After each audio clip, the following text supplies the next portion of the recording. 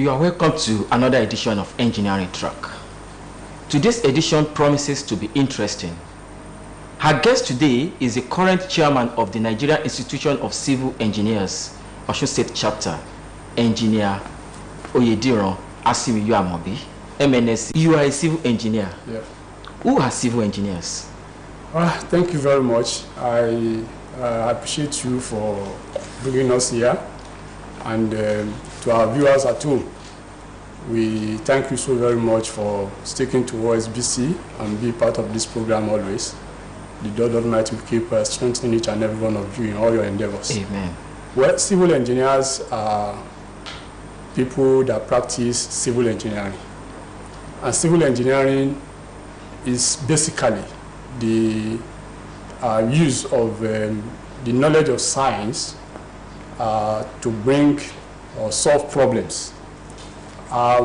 Civil engineers are into infrastructural development, such as roads, structures, buildings, transportation engineers, then the water engineers as well. They are part of civil engineering. So civil engineering is a very broad profession, and of course is the mother of all engineering. Okay. If you see the metamorphosis in engineering field, it started with military engineering. Later, it's metamorphosized to civil engineering, which is the mother of all engineering professions. So we are basically into infrastructural development. And when you say infrastructural development, you are talking about road, you are talking about water provision, you are talking about highways, design of roads, you are talking of geotechnics. Some of our colleagues are specialized in knowing what exactly about the soil texture, the strength of the soil and the mineral resources. Before we go into details of what civil engineers does, if I'm a student now and I want to become a civil engineer, what do I need to prepare myself with as a student, secondary school student? Yeah. First, one has to be a science student, and has to be major in English language, mathematics, and of course further mathematics is another advantage. Okay, sir. Then you have physics, chemistry. Those are the major ones. Okay. Then you can now have, because before you go into the university, you must have at least 5 credits. Okay. So that is why we now be talking about biology, Greek, and any other one. But majorly we based on mathematics, English language, physics, chemistry, and Greek or biology. All right, sir. Let me say one thing more. Because recently we found out that you want to go for PhD in the later on, some universities are requiring biology. So it's very important that secondary students focus on biology as the 5th subject for civil engineering. As an added information now. Okay. It's very important because after your first degree, your second degree, if you want to go for PhD, okay, some university requires biology as a basic requirement. Okay. So it's better a science student concentrate on biology as the 5th one. Okay. Thank you very much. As students, I hope you have grabbed that. Now back to civil engineering profession. Yeah. Is there any difference between civil engineers and building tech? Very great difference. Can you please expatiate? Of course, the building technologists were taken away from civil engineering. Okay. They have their own limits, okay, that they can go. Civil engineers are in charge of the structural design of any infrastructural development. When you say structural design, means you have to carry out all the calculations and produce the drawings. If you are going for a building now, for example, and you are going beyond a bungalow, okay, it requires that you do some calculations, okay, to know what will be the size of your column, to know where your column will be, depending on the structure you want to erect. Okay. So a building technology do not go into that. It's basically the civil engineers do that. So there are a lot of differences between a building technologist and a civil engineer. We know ourselves, we know our limits. Okay, now I've seen some projects whereby architects supervise. Do they supervise the structural design, or they have their own part to take in building construction? You see, in the built environment, we have various professions or professionals. The architects, the engineers, the quantity surveyors. You know, the engineers just talk about the the electrical, the mechanical, and all the rest. But you know, there is a paper signed by the federal government in the past, during the time of the late Minister of Works. I've forgotten his name now, this military man from Meloni, Abdul Karim Adisa. Abdul Karim Adisa. So in that document, he made it known that an architect will be the chairman of that building. In any project, will be the team leader. So it doesn't mean that it's the one that will supervise the structural something. But when you go to site meeting, of course, he will oversee the site meeting and of course the fees that they charge. Those are the areas. But he's not in charge of the engineering drawing of an engineer. So let me add. If you talk about building structure now, of course, the architect will come first. Now we design it, but the building as a whole is the concept of the architect. So by the time you are the civil engineer is coming in, mechanical is coming in, he will be also be overseeing those jobs to ensure that his drawing is not altered. That is why it's very important for him to also be on that job.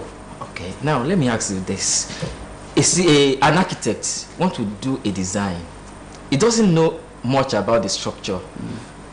Is not going to be creating problem for civil engineers, the structural designer. There's no drawing put up by an architect that will pose any problem to a civil engineer. It is what you design, what you have put up as a drawing, architectural drawing. We design it to ensure it is safe. That's our own job. We will look at it. Is this drawing you have done, is it safe? We will look for a way to make it safe. If there's a way to give advice that what you have done here, let us change the position of this thing. It's just to communicate to the architect. If this one stays here, it will affect the mechanical runnings. It's the structural engineer that will know that.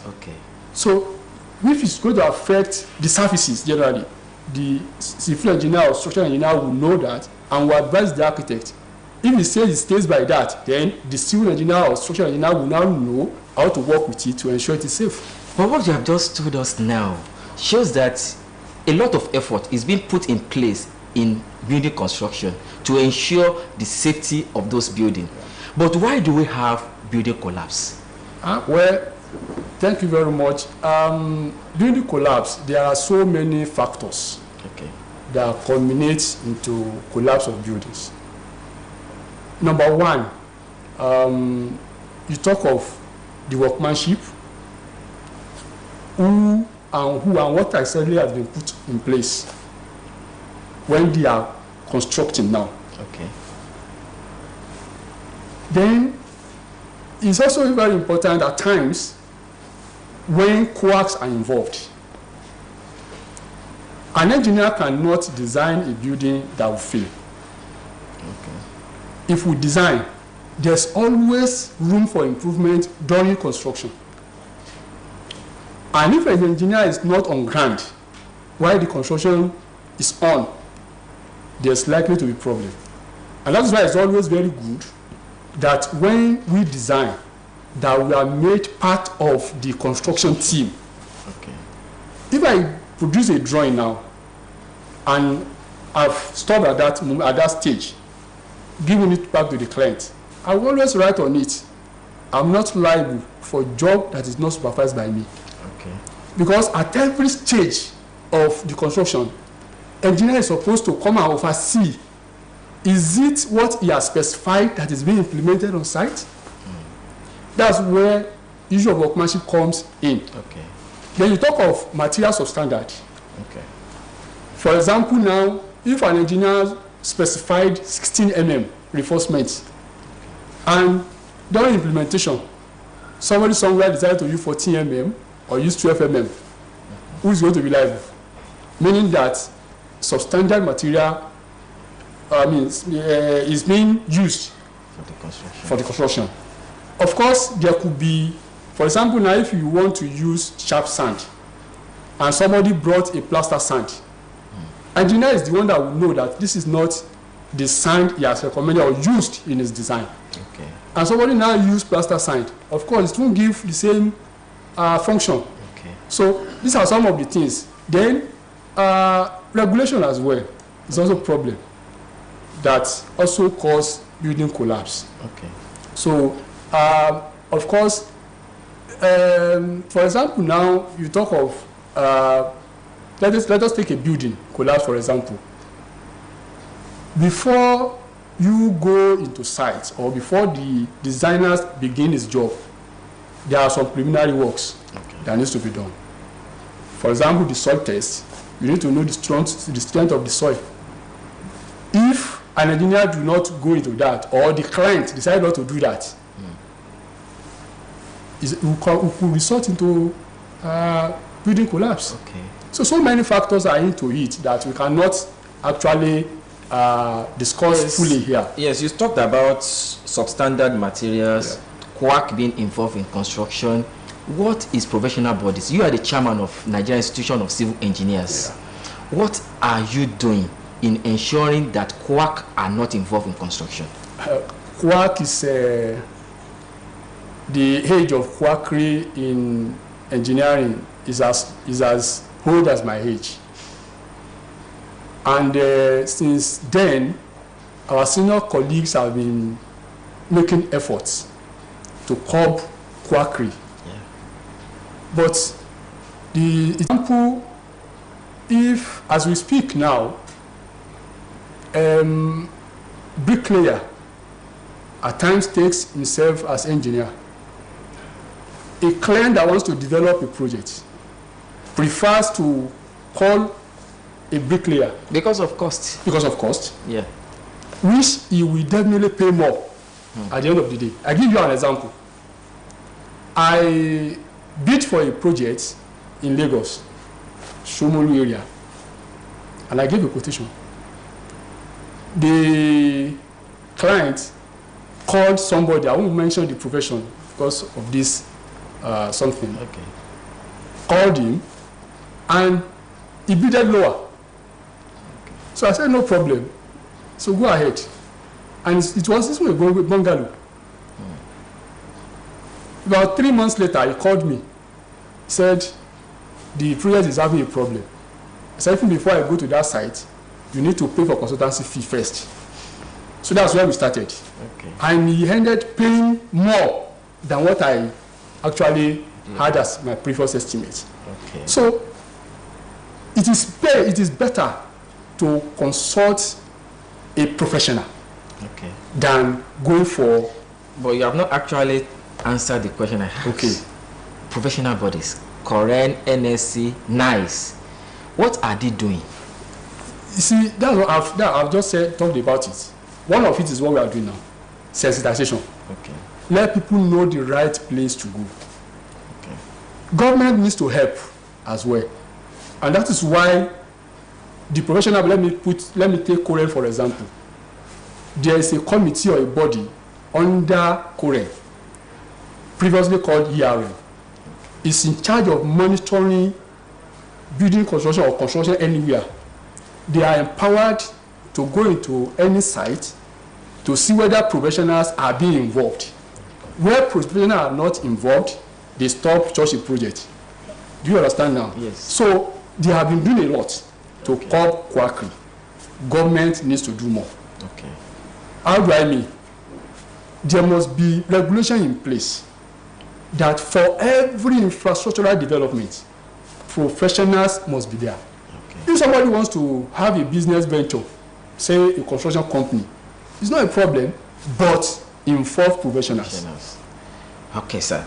Now, we have been dealing with building, and as you have said earlier, it's not only building the job of civil engineers. The road is there, road construction, water. Now, in Nigeria today, we can say we do not have potable water. What is the problem? What are civil engineers doing? Is it their fault, or is it the fault of the government? Where are we getting it wrong that we could not have potable water in our home again? Well, it is not the function of professional bodies to provide water. We are to construct when we are called upon. Okay. It is the function of government to provide basic facilities to the citizen. Yes, as professional bodies, we can do community service. Okay? Yes. But it is not our basic responsibility, but it's our job. When there's need for it, whoever that wants to have such in place, contact us, and we do give advice and do the best that will be sustainable for such a person. Now, like in Osun, I know, we have dams, we have, until we get there, that we know what exactly is the problem. Okay. We cannot discuss it at length. Okay. No problem. Let's quickly go to road construction. Okay. It's still part of your job. Yeah. Why are we having failed roads? Just like what we said earlier. Yes, road can fail if proper things are not done. Before any construction at all, like I said, even when I was talking about building construction, there must be proper soil test. Okay. Because the soil profile from point to point are not the same. As you are sitting down now, if a ball hole, when I say borehole, it's not the one that brings water. Okay. It's the hole that we dug to conduct tests on. Okay. The borehole done at where you are sitting down now can have different soil profile from where I'm sitting down, even though they are very close. Okay. And that is why the importance of soil test to any infrastructural development, road, dam, building, and the rest, cannot be overemphasized. Okay. And must not be underestimated. Okay. You understand now? Yes, I do. So it's the first basic things that needs to be done when you talk of road. Okay. 1, 2, you need to talk of the structure of the road as well. You know, talk of the base, the sub-base, and all the rest. And before you start constructing a road, you need to have information of the function of that road. Okay. What are the expected traffics on the road? If a road is designed for, let's say, cars, and you started bringing truncated vehicles, say lorries and the rest, of course, you can have the lifespan as expected. Do you mean, before you continue, you will still go on with what you're saying, do you mean we have to limit vehicular movements on a particular road? Before any road is constructed, yes, there's always statistics done. Okay. You may not notice the agency or ministry in charge must have deployed some people to that section of the road, maybe for like a week or 2 weeks or a month, okay, to know what are the vehicles plying such a road. Okay. That will inform their design. Okay. Then, how long do we expect that road to last? It's also part of the design parameters. So many things are into it.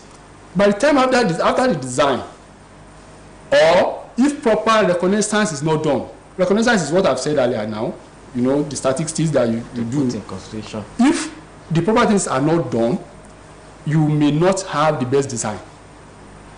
If you have designed the road properly and consider every other thing you need to consider, then who are those that monitor the construction aspect of it? We also design, okay, this road we want to design to last for 100 years. You can't compare the cost with the one you want to design for just 1 year. Okay. That's what you call palliative. Okay? Yes. And Citizens are also a problem. How? Thank you. If the government say, I want to design this road to last 50 years, so that in the next 50 years, no construction is coming here again, and they come up with the cost, they say, they are thief. You understand now?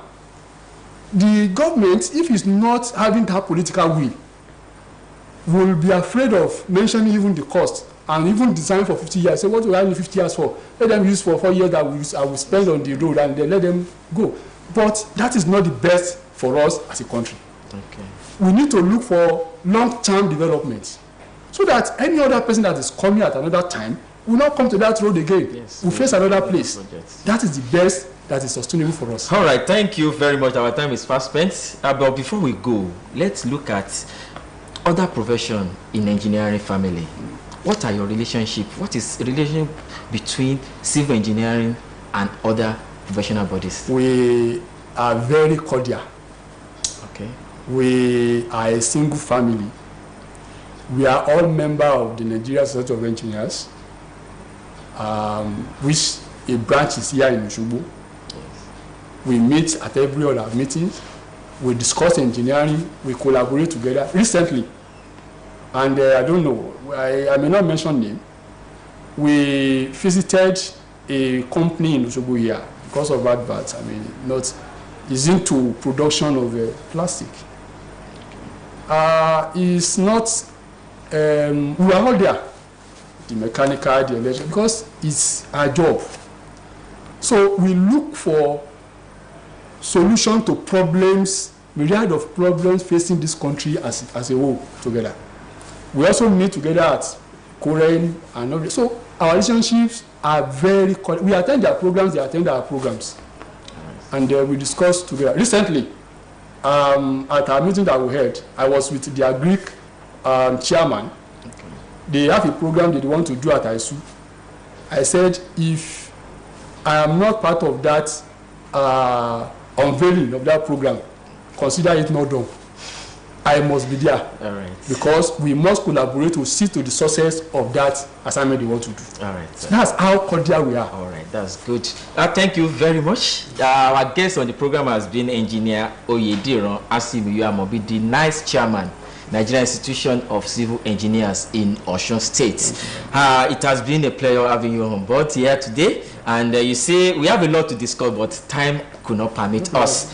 With him in the studio is elders of the society, the Nigerian Society of Engineers. Engineer Iseyemi is here in the studio, and also the APWEN chairman, Engineer Mrs. Akani. She's also here in the studio with our chairman, NICE. And that's to show how closely related that we are. Yes.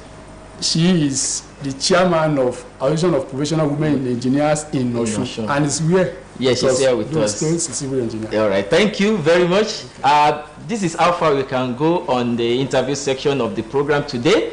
Let me leave you with this, how it's made, the laptop, our laptop is made. Thank you for having us today at your home. Bye-bye. Passes through 15 robotic machines, each of which places up to 150 components on the correct locations on the board in just 30 seconds. Then the board runs through an oven that melts the solder paste, connecting the components to the board. Another camera inspection ensures that the internal processor is correctly soldered and that no component is missing or shifted out of position. After function testing and a visual inspection, the motherboard moves to the assembly line and is set aside for the time being. Next, technicians manually assemble the top half of the laptop, called the panel kit. They place protection film on the 15-inch LCD screen. Then they plug in the cable that will connect the LCD to the motherboard. They insert the LCD screen into a frame, with the web camera and microphone already embedded. Then they attach this antenna bottom cover to the screen cover and position the motherboard cable inside it. Next, they install the module for the webcam and microphone. They attach two hinges which connect this panel kit to the rest of the laptop. Then they install the Wi-Fi antenna and the antenna bottom cover.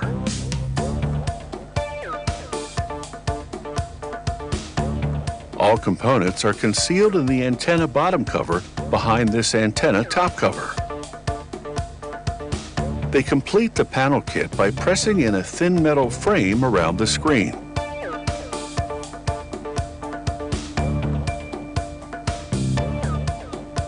Next, they assemble the bottom half of the laptop. First, technicians attach the top cover to the panel kit hinges and the touchpad.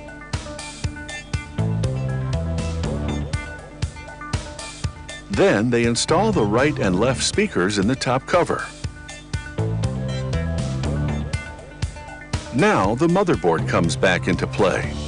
After inspection, a computer-guided router cuts out openings to accommodate the computer's fans, which prevent the electronics from overheating. A gaming laptop generates a lot more heat than a regular laptop, and therefore requires 2 powerful fans rather than 1. After checking that the fan screws are sufficiently tightened, they place the motherboard into the top cover. Contaminants such as dust or oil can impede proper contact, so as a precaution, they clean the connectors for the memory modules with solvent, then dry them with compressed air. Then they install the memory modules, the Wi-Fi and Bluetooth module, and the solid-state disk which stores data. They connect a high-capacity battery to the motherboard. Batteries for gaming laptops are typically larger because the faster processor and dual fans consume more power. The last component is the keyboard, which fits into a rectangular opening in the top cover of the bottom half. A laser etching machine marks the required information underneath. An automated machine tests numerous functions, and a quality control team tests several others, including the virtual reality feature. The LCD and keyboard color displays, and the keys. Not only must the keys function properly, they need to be durable, so enthusiastic gamers won't break them while playing.